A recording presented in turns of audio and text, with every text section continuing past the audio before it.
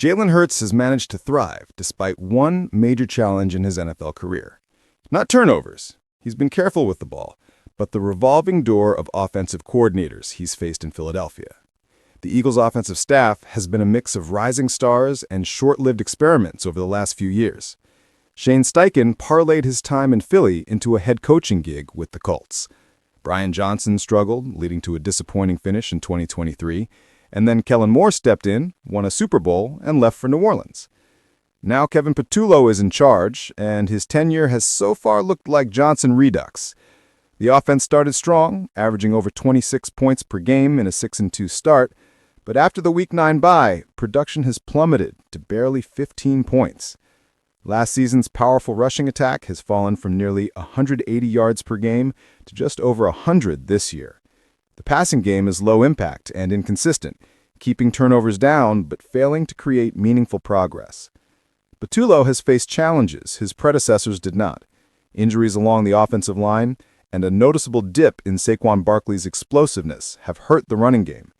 Barkley's high-speed runs have dropped dramatically, and while that partially explains the struggles, it doesn't tell the whole story.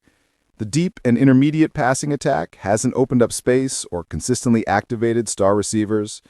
A.J. Brown and Devontae Smith have flashed greatness, but their production has been inconsistent, with standout games offset by nearly invisible performances.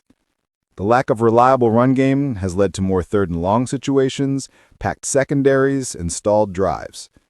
Third and fourth down conversion rates have dropped from over 46% last year to under 38% this season, leaving punter Braden Mann busier than ever and fans increasingly frustrated. Patullo brings decades of coaching experience, but this is his first full-time coordinator role.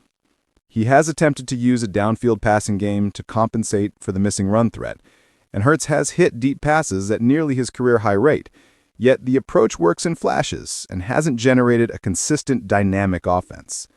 Without innovation or a functional run game, Patullo looks overmatched.